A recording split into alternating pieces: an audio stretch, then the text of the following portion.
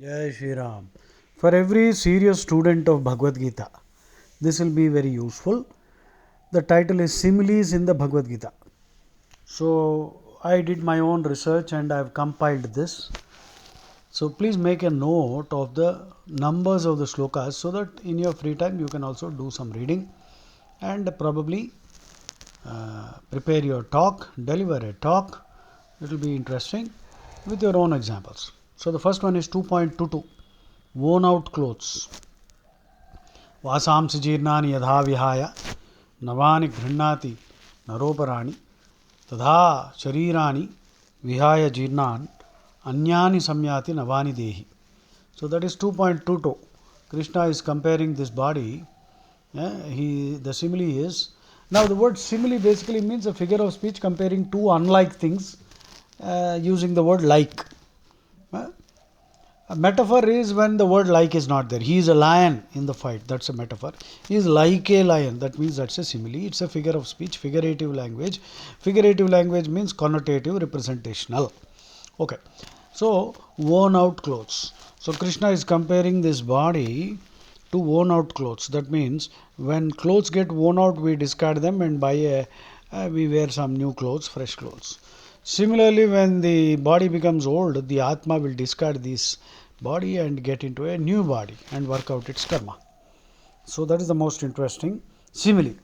So the next is reservoir of water, 2.46. Please look at that, 2.46 Bhagavad Gita, where Krishna is saying knowledge can be acquired even without the study of the Vedas, and karma yogis who are sincerely working for the upliftment of society, others, eventually acquire knowledge.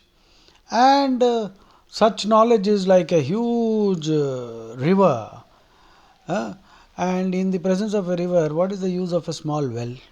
Right? So Krishna is actually suggesting that knowledge of the Vedas is like the well.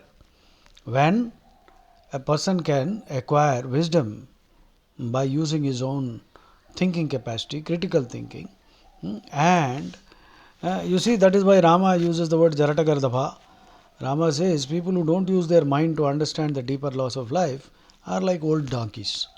So, reservoir of water, 2.46. Then 2.58, tortoise, drawing back the यदा संहरते chime कूर्मोंगानि व सर्वशः इंद्रियाणि इंद्रियार्थेभ्यस्तस्य प्रज्ञा प्रतिष्ठिता. 2.58. Like a tortoise withdraws its limbs when facing danger, we also should withdraw our senses in order to avoid falling into the trap of temptation or anger.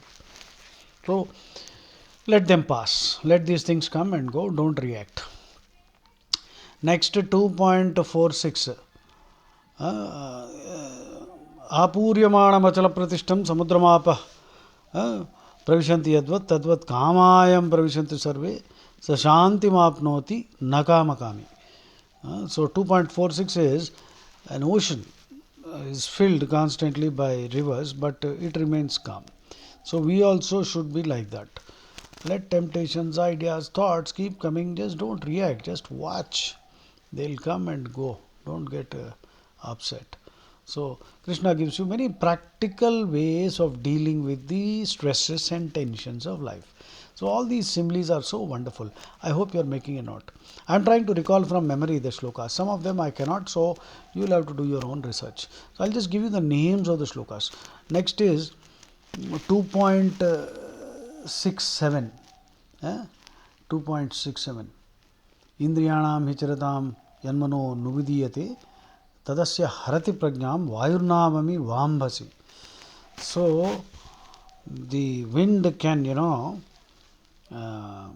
cause a boat to get lost, in the sense the mast or the sail is like our senses are like the sail, and the thrust, the violence, the thrust of the desires will make your boat go astray instead of going to the targeted destination. So that is another.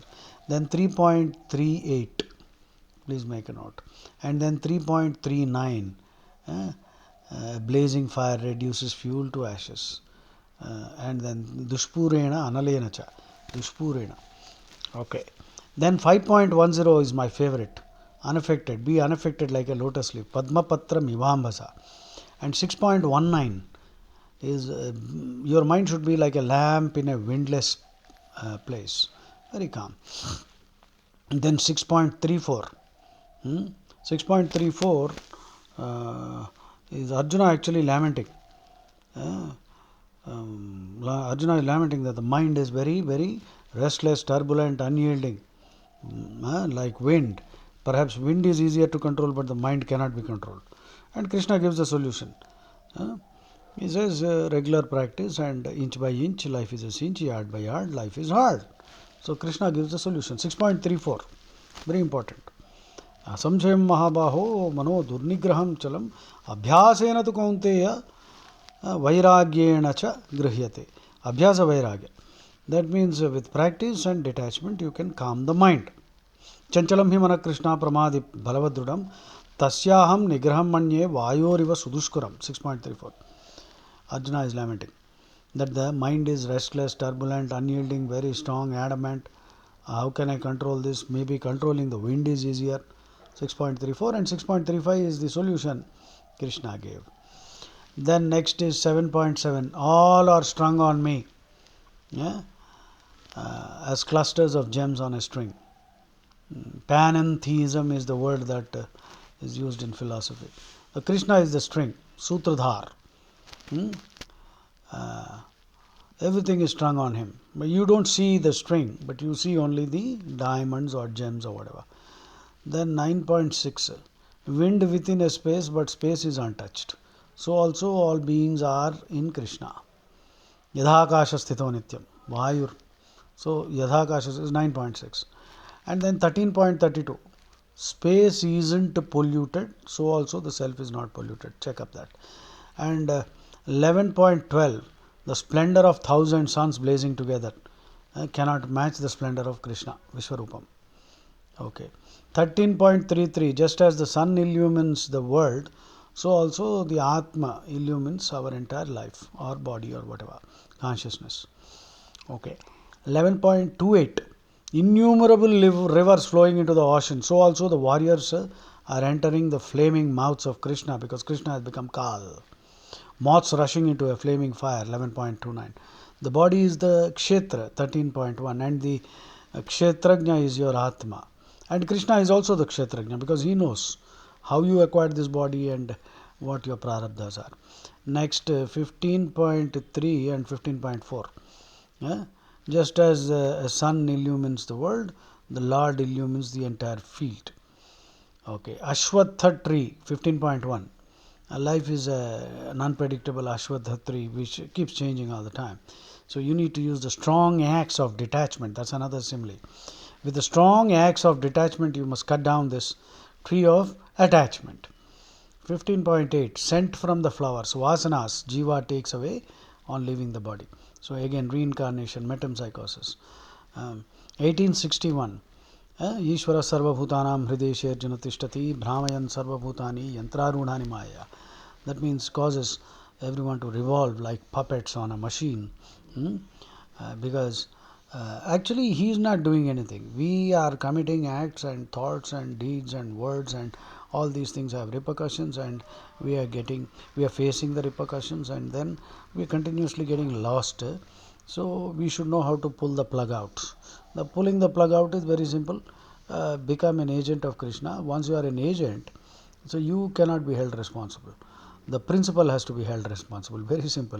1866. That is the ultimate simile. Sarva dharman parityajya mam ekam sharanam vraja aham tva sarva papebhyo mokshayishyami ma shuchaha. That is the ultimate simile. You become an agent, and once you become an agent of Krishna, who has to take the blame for anything done? Krishna. So he will take care of all the repercussions and all that. So you just be an agent, work for Loka Sangraham, world welfare, and stop bothering about everything else. He gives you a guarantee. And again, some more are there. 1621 gates of hell. That 1621. And 2.62 to 2.63, how your personality disintegrates. That also. And other numbers I will quickly quote. 4.38, 18.45, 3.36, 3.37, 3.49, 3.40. So all these are similes in the Bhagavad Gita. Jai Shri Ram. Do your own research.